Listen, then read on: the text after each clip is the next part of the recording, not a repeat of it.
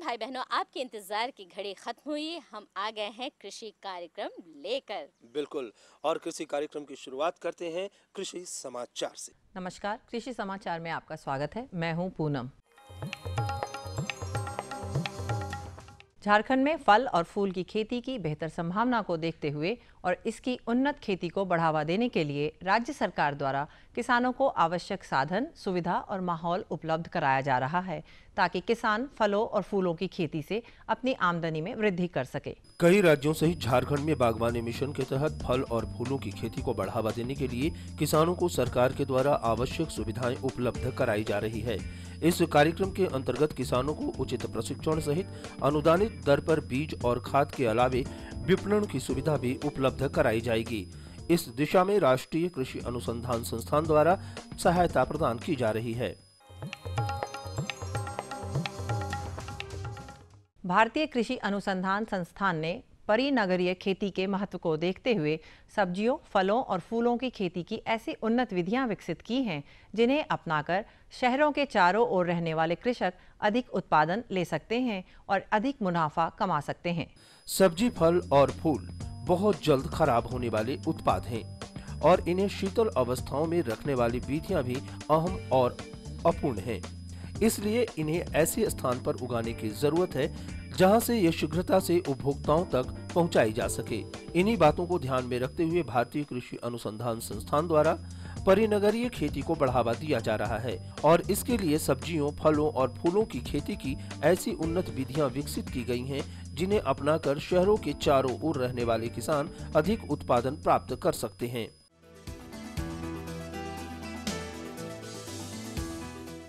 खासकर झारखंड राज्य में बैंगन के फसल में लगने वाली एक प्रमुख बीमारी है जीवाणु उकटा। इस रोग के नियंत्रण के लिए बैंगन का रोगरोधी किस्म स्वर्ण प्रतिभा लगाएं। इस किस्म के बैंगन में जीवाणु उकटा नामक बीमारी भी नहीं लगती और उत्पादन भी ज्यादा होता है। फसलों में लगने वाले रोग को नियंत्रित करने के लिए कई विधियां प्रचलित हैं। इनमें से एक है रोगरोधी किस्मों का चयन। बैगन फसल को जीवाणु उकटा नामक बीमारी से बचाने के लिए बैगन का रोगरोधी किस्म स्वर्ण प्रतिमा लगाएं। हाँ किसान भाई, यदि आप बैगन लगाने जा रहे हैं तो थोड़ा सा आप ध्यान रखिए कि जो जब भी आप बैगन लगाइए तो यह जो आपका झारखंड एरिया है यहाँ पे जीवाणु झुलसा बीमारी बहुत लगती है, जीवाणु उकठा बीमारी बहुत लगती है। इस बीमारी की रोगरोधी किस्में बाज़ार में उपलब्ध है। इवन हम लोग के संस्थान भी से भी जो है बहुत सारी किस्में जो है रोगरोधी निकली हुई है। उनका सिलेक्शन करें। जैसे कुछ हम नाम बताते हैं। स्वर्ण प्रतिभा का नाम सुना होगा आपने। स्वर्ण प्रतिभा जो है बहुत ही अच्छी वैरायटी है और झारखंड के लिए बहुत ही उन्नत है। इसमें जीवाणु उकठा बीमारी नहीं लगती है और ज़्यादा उत्पादन भी देती है। अच्छी जल निकासी वाली सभी तरह की मिट्टी में अदरक का बहुत अच्छा उत्पादन किया जा सकता है। अपने राज्य के किसान अदरक से बेहतर उपज पाने के लिए नदिया, सुप्रभा, सुरुचि, सुरभि और वर्धमान नामक उन्नत प्रभेद लगाएं। इनकी उत्पादन क्षमता 150 से 200 क्विंटल प्रति हेक्टेयर है। अपने औषधीय गुण और तीक्ष्ण स्वाद के चलते अदरक का छोटा सा टुकड़ा भी किसी व्यंजन के जायके को बढ़ा देने के लिए काफी है। इन्हीं स्वभाव के कारण बाजार में अदरक की मांग कभी नहीं घटती। राज्य के किसान चाहे तो अदरक की खेती से अच्छी आमदनी पा सकते हैं। अदरक की खेती से ज्यादा पैदावार पाने के लिए अदरक के उन्नत प्रभेद वर्धमान, सुरभि, सुरुचि, सुप्रभा और नदिया लगाएं। इसकी उत्पादन क्षमता 150 से 200 क्विंटल प्रति हेक्टेयर है। बर्मी टेट्राबिड चौकोर आकार में प्लास्टिक का बना हौजनुमा संरचना होता है जिसमें केचुआ खाद यानी बर्मी कंपोस्ट तैयार किया जाता है। बर्मी टेट्राबिड में केचुआ और खाद सहित वो तमाम आवश्यक सामग्री डाल दी जाती है जो बर्मी कंपोस्ट बनाने में सहायक होता है। इसकी सबसे बड़ी खासियत है कि ये बहुत हल्का होता है। इसे मोड़कर रख सकते हैं और अपनी इच्छा और आवश्यकता के अनुसार जब चाहे जहां इसे ले जा सकते हैं। अपने फसल से बेहतर उपज लेने के लिए एक किसान के पास 2 हाथों के अलावा कुछ होता है तो वो है बुलंद हौसला। किसान इसी बुलंद हौसले के दम पर तमाम बाधाओं का सामना करते हुए बेहतर उपज पाने में सफल होता है। उसकी यही कोशिश उसकी सफलता का आधार है। चलिए हम उस किसान से मिलते हैं जो अपने खेतों में लगी फसलों की समुचित देखभाल में लगे हुए हैं, साथ ही साथ अगले फसल के लिए खेतों की तैयारी भी कर रहे हैं। ये अनाज तो जरूर उपजाते हैं, साथ ही सब्जी फसलों से अच्छी उपज पाते हैं। उत्पादन और मांग और बाजार का मिजाज भांपते हुए बेमौसमी खेती से भी अच्छा मुनाफा कमा लेते हैं। तो आइए इनसे मिलते हैं। हम तो यही कहेंगे कि इसी तरह अच्छा से अच्छा फसल लगाएं और अच्छा बीजा डलाएं कि उससे मुनाफा करें और मेरे जैसे वो लोग भी आगे निकलें। और अब एक नज़र राज्य के 3 प्रमुख शहरों के मौसम के मिजाज पर।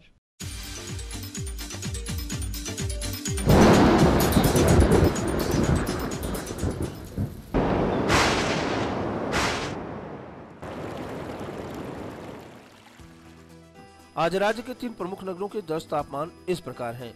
रांची का न्यूनतम तापमान 13 डिग्री सेल्सियस और अधिकतम 22 डिग्री सेल्सियस। जमशेदपुर का न्यूनतम तापमान 22 डिग्री सेल्सियस और अधिकतम 29 डिग्री सेल्सियस। मेदिनीनगर का न्यूनतम तापमान 16 डिग्री सेल्सियस और अधिकतम 26 डिग्री सेल्सियस। और अब मंडी भाव में आइए नजर डालते हैं अनाजों के भाव पर।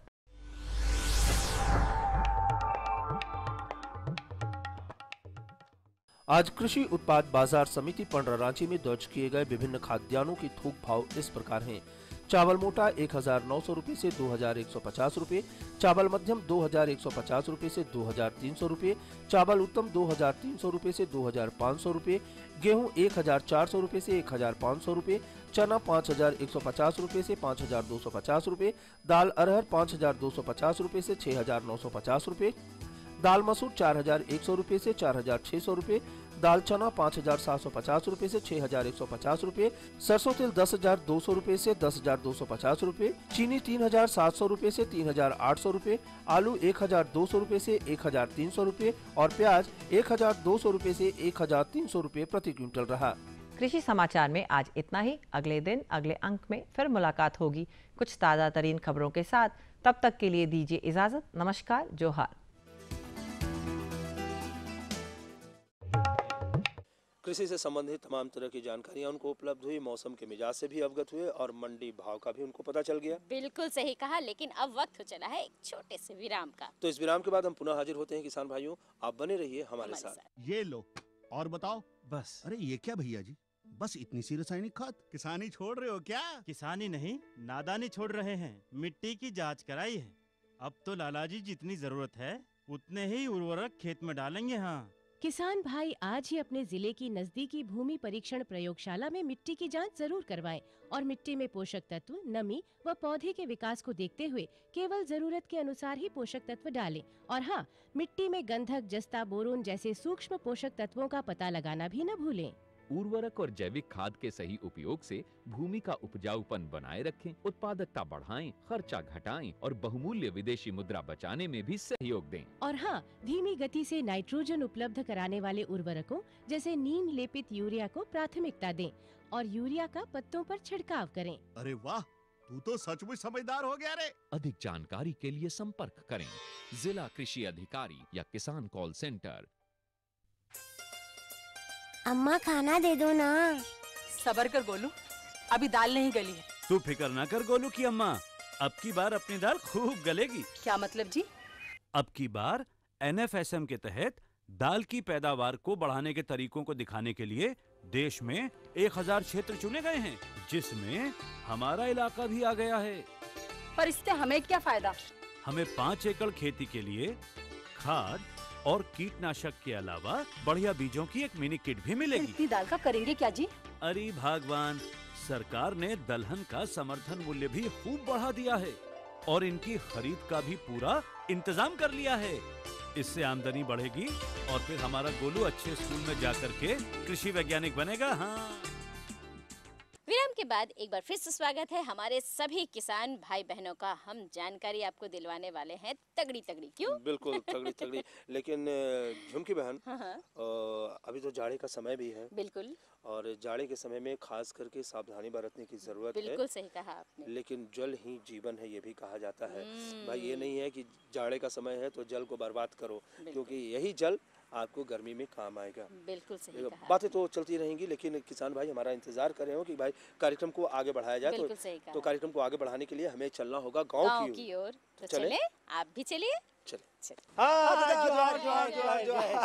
हाल चाल सब बेस है दादा, इतना बेस लगता है ना आप लोग से मिलकर के। अरे दादा बड़ी मूड में चल आ रहे हैं आप। अरे खुशी का बात है का? अरे किसान है तो खुश होना जरूरी है। बिल्कुल बिल्कुल भाई। अब खुश इसलिए है ना कि खाली हम गेहूं, धान, तरकारी, सब्जी यही सब नहीं लगाते हैं। तो हम जानते हैं दादा। आम, अमरूद, लीची भी लगाते हैं। आप तो नर्सरी भी लगा के रखे हैं। हाँ, तो हमको यही जानना था ना दादा। हाँ। कि नर्सरी में जो फलदार पौधा है उसका कैसे देखभाल करेंगे और कैसे का काम करना होगा ताकि नर्सरी में हम बढ़िया से उसको हम माने कि उसको तैयार कर सके। बिल्कुल बिल्कुल। और हम अपने किसान भाइयों से कहना भी चाहेंगे कि भाई आजकल नर्सरी एक उद्योग की तरह काम कर रहा है, एक व्यवसाय की तरह काम कर रहा है। और किसान भाई अगर नर्सरी के व्यवसाय से अगर जुड़ना चाहें तो तमाम बातों की जानकारी उनको होनी भी चाहिए। बिल्कुल सही कहा, कैसे तभी तो वो लाभ उठा पाएंगे। बिल्कुल। तो चलिए हम अपने किसान भाइयों को इसकी जानकारी भी दिलवाते हैं। बिल्कुल, चलते हैं हमारे विशेषज्ञ यदुनंदन पाठक जी के पास और जानकारी लेते हैं। मैं सबसे पहले आपका स्वागत करता हूं इस कार्यक्रम में। और झारखंड राज्य में पौध प्रबंधन की क्या संभावनाएं हैं? झारखंड प्रदेश जो है यहाँ की जलवायु फलों के उत्पादन के लिए काफ़ी उपयुक्त है। और जैसा कि हम देखते हैं कि यहाँ पर की जलवायु में अगर हम बगीचों की बात करें तो शौकिया तौर पर कहीं कहीं पर हमें बगीचा दिखाई पड़ते हैं और व्यावसायिक रूप में कोई भी ऐसा बगीचा उपलब्ध नहीं पड़ता है, दिखाई नहीं पड़ता है। और मैंने पहले बतलाया कि यहाँ की जलवायु यहाँ पर है सो फल पौधों के लिए काफ़ी उपयुक्त है। तो अगर यहाँ पर ऐसा व्यावसायिक बगीचे लगाए जाएं तो उसकी असीम संभावनाएं हैं। और चूंकि बगीचे भी नहीं लगे हैं तो पौध जितने बनाए जाएंगे वो पूरा का पूरा एक व्यवसाय के रूप में किसान इससे अपनी आमदनी काफ़ी अच्छे तरीके से कर सकते हैं। पौध प्रबंधन के लिए आप किन किन बातों पर ध्यान रखने के लिए किसान भाई को कहेंगे? तो इसके लिए सबसे पहले ज़रूरत पड़ती है हमारे पास मातृ पौधे हों और उसके बाद जिस चीज़ पर हमें पौधे बनाने हैं उसके बीजू पौधे चाहिए होते हैं। जैसे अगर उदाहरण के रूप में हम लेकर के चलें कि आम का पौध प्रवर्धन हमें करना है तो आम में जितनी प्रजातियां हैं उनका चुनाव करके हम मातृ पौधों का एक छोटा बाग लगा लें और उसके बाद फिर ऐसो आम के बीजू पौधों की उपलब्धता अपने ये पर कर लें जिसके ऊपर में हम फिर ऐसो ग्राफ्टिंग का काम करेंगे। उसी तरीके से जैसे उदाहरण के लिए मैंने आम का लिया था तो इसी तरीके से अमरूद या फिर दूसरे फल फसल जो होते हैं उनके बारे में भी हम ऐसे उस तरीके से ही करेंगे। तो उदाहरण लेकर के मैं चल रहा हूँ तो मैंने बतलाया कि आम की मातृ पौधे में हुआ कि प्रजातियों का चुनाव। तो अगर हम लेकर के चलते हैं तो आम में आम्रपाली हुआ, मल्लिका हुआ, लंगड़ा हुआ, जर्दालू हुआ, जो इस प्रदेश झारखंड प्रदेश में जिनकी संभावना अधिक है जिससे है सो किसान ज़्यादा उपज ले सकता है उनके मातृ पौधों का चुनाव करके उसके बाद फिर बीजू पौधों की उपलब्ध हमें कराने की आवश्यकता पड़ती है। बीजू पौधे बनाने के बाद उन्हें 1 साल तक पेंसिल की मोटाई के आकार का पौधा होने तक हमें इंतज़ार करना पड़ता है। और उसके बाद फिर हम क्या करते हैं कि मातृ पौधे से जा कर के मातृ पौधे कम से कम 5 से 6 साल का हमारा हो जाए तो उसके ऊपर की जो टहनी होती है उसकी पत्तियों की कटाई हम कर देते हैं। इसे हम डिफोलिएशन, इस तकनीक को डिफोलिएशन कहते हैं। पत्तियों की कटाई करने के उपरांत जब आप उसके टहनियों को छुएंगे मतलब पत्ती के जो पेटियोल्स हैं अगर आप उसको छुएंगे तो वो काफ़ी कड़े रहते हैं, उसमें लगे हुए से होते हैं। और जब 1 सप्ताह या 4-5 दिन गुजर जाता है तो जब आप उसके पत्तियों को छुएंगे तो वो अपने टहनी से बिल्कुल झड़ जाते हैं। जब इस अवस्था में वो टहनी आ जाता है तो हम समझते हैं कि हमारा ये जो सायानवुड है ये है सो अब ग्राफ्टिंग के लिए तैयार हो गया। तो पेड़ों से उसे काट करके हम लाते हैं और उसके बाद फिर जो बीजू पौधे पेंसिल थिकनेस के हो गए थे उसके ऊपर में हम ग्राफ्टिंग का कार्य करते हैं, मतलब उसमें बांध देते हैं, कलम बांधना जिसे कहते हैं। कलम बांधने की अलग अलग तकनीक है। हमारे किसान भाई जो सुदूर गांव में हैं, ऐसे लोग अगर इसकी तैयारी करें तो इसकी तैयारी और साथ ही साथ तकनीकी सुरक्षा क्या हो सकती है? जी, मैंने शुरू में ही बतलाया था कि एक बहुत ही आसान कार्य है और इसमें है सो चूंकि पौधों को हम एक साथ पौधे बनाने के बाद एक साथ रखते हैं तो वहाँ पर है सो बीमारियों की संभावनाएं भी बढ़ जाती हैं, कीटों का संभावनाएं भी बढ़ जाती हैं। तो उस नर्सरी में हमें हर दिन जाने की ज़रूरत पड़ती है और उसके बाद फिर ऐसो लक्षणों के आधार पर अगर हम पत्तियों में कहीं पर कीट के द्वारा अगर है सो कहीं डैमेज दिखाई पड़ रहा है या उसके द्वारा किसी तरीके का वो दिखाई पड़ता है तो हम कीटनाशी का प्रबंधन करते हैं। और अगर पत्तियों के ऊपर फफूंदी का प्रकोप दिखाई पड़ता है तो हम ऐसो फफूंदी नाशी का प्रबंधन करके उस पौधे तैयार कर लेते हैं। और फिर मैं ये बताना चाहूँगा कि ये एक व्यवसाय काफ़ी आमदनी देने लायक है।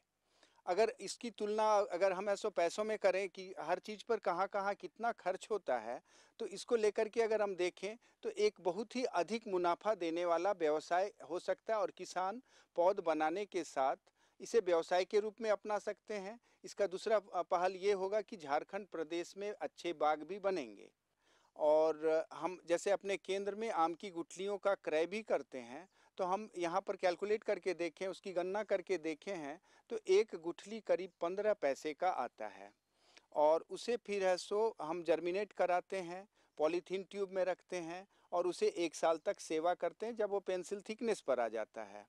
अब इसको फिर हम इसमें गणना में लेकर के चलें तो आम की गुठलियों को निकाल करके पॉलीथीन ट्यूब में डालने का खर्च ये करीब करीब 1 रुपये के आसपास।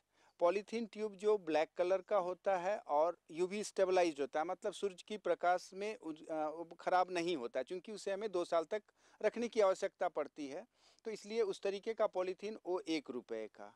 तो 1 रुपये 2 रुपये और 15 पैसे मैंने गुठली का बताया था। अब 1 साल तक उसे हमें सिंचाई की आवश्यकता पड़ती है। उसमें इसके पहले मैंने बताया कि कीट और फफूंदनाशी का प्रबंधन भी करना पड़ता है। अगर इन सब चीज़ों को लेकर के चलें तो पूरे वर्ष में एक पौधे पर 3 से 4 रुपये का खर्च आएगा। उसके बाद रही फिर कलम बांधने का कार्य।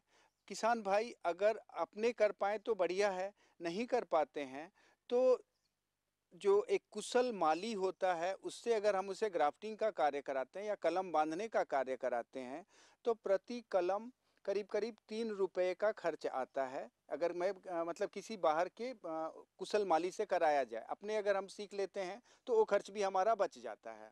तो 3 रुपये ग्राफ्टिंग का खर्च आया, तो 3 रुपये और इस तरीके से फिर उस पौधे को 1 साल तक सेवा करना है तो पूरे 2 साल के अगर उसके ये में आते हैं तो प्रति पौधा हमें कम से कम 10 से 15 रुपये के बीच का खर्च आता है और एक पौधा इस प्रदेश में कम से कम 30 से 40 रुपये में बिकता है।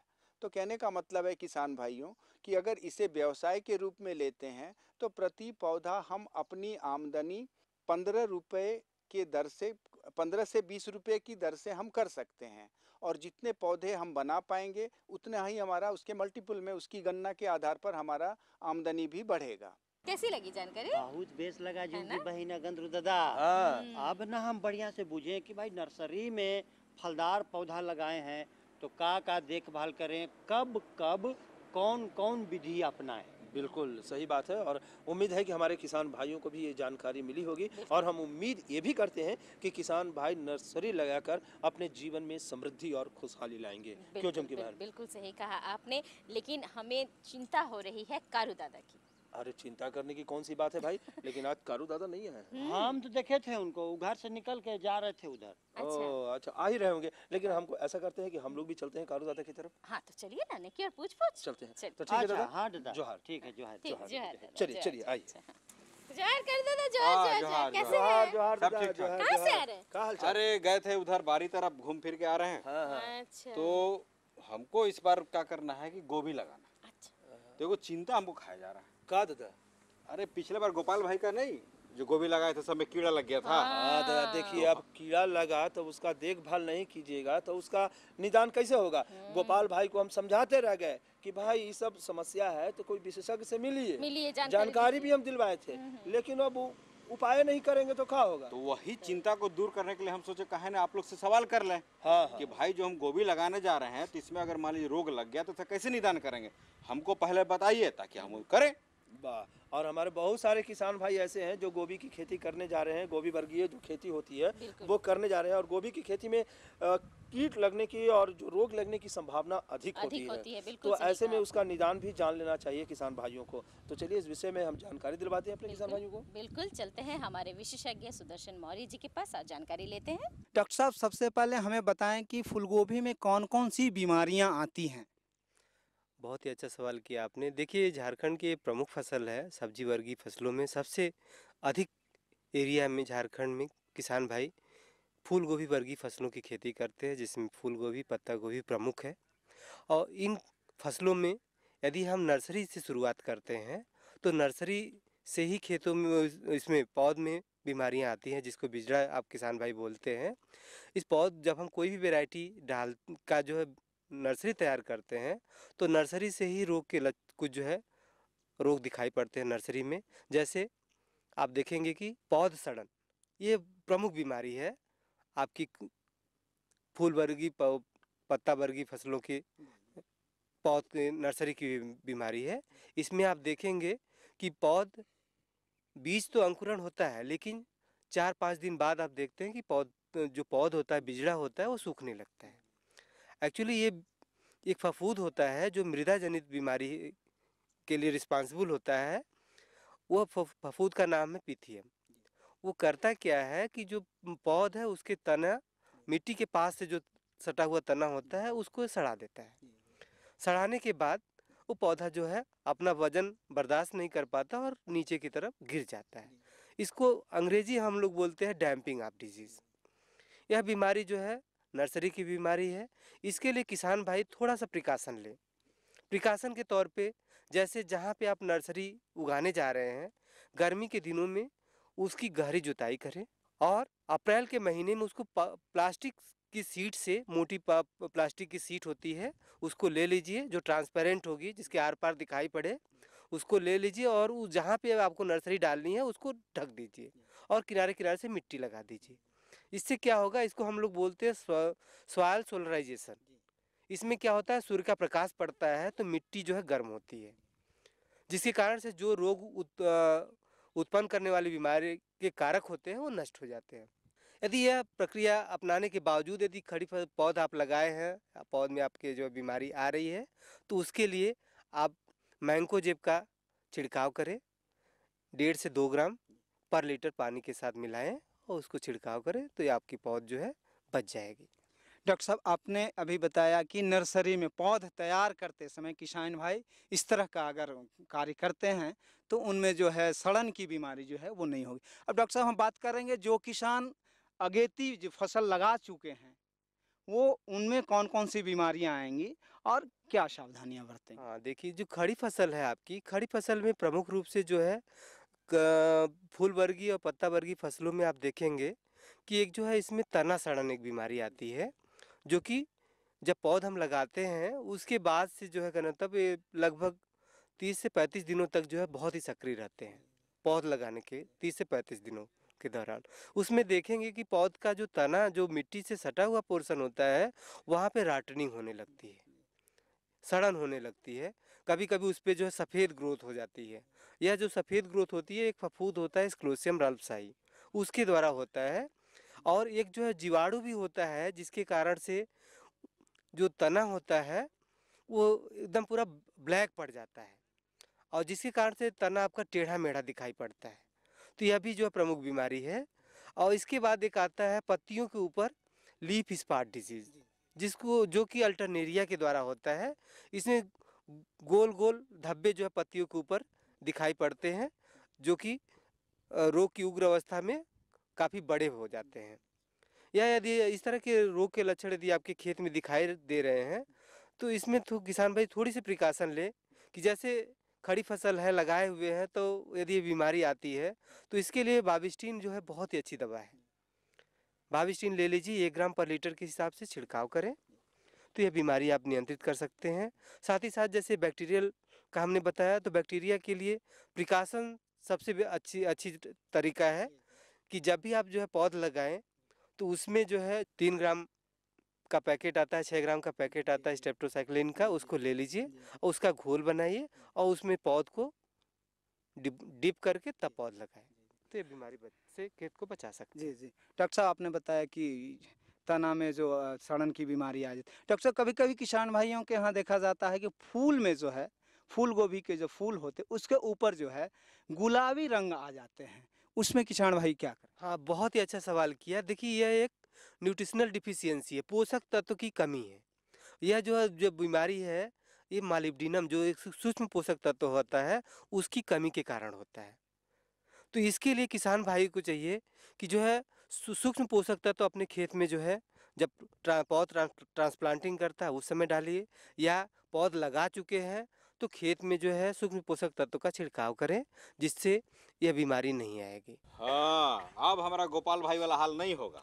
हम समझ गए, आप हमको समझा दिए और साथ में हमारा किसान भाई भी समझ गए हैं, उनका भी गोपाल भाई वाला हाल नहीं होगा। हाँ, और गोपाल भाई भी इस बार एकदम विशेषज्ञ से मिले हैं जाकर के भाई। चलिए अच्छा हुआ। उनकी खेती भी इस बार अच्छी होगी और हम तो किसान भाइयों से कहते हैं कि आप भी अगर खेती करने जा रहे हैं, किसी भी चीज की खेती कीजिए तो आपको जानकारी होनी चाहिए। अगर अच्छा उत्पादन लेना है, अधिक मुनाफा कमाना है तो भाई उसकी जानकारी तो होनी ही चाहिए। बिल्कुल सही कहा आपने, लेकिन अब चलना होगा हमें IMD पुणे। अरे हाँ, तो चलिए किसान भाइयों, हम आपको IMD पुणे से प्राप्त मौसम समाचार की जानकारी दिलवा देते हैं। भारतीय मौसम विज्ञान मंडल पुणे के अनुसार आज राज्य के प्रमुख विभिन्न शहरों का अधिकतम और न्यूनतम तापमान इस प्रकार से दर्ज किया गया। रांची का न्यूनतम तापमान 12.2 डिग्री सेल्सियस और अधिकतम तापमान 22.4 डिग्री सेल्सियस। जमशेदपुर का न्यूनतम तापमान 22 डिग्री सेल्सियस और अधिकतम 29.2 डिग्री सेल्सियस। मेदिनीनगर का न्यूनतम तापमान 17.5 डिग्री सेल्सियस और अधिकतम 27.5 डिग्री सेल्सियस।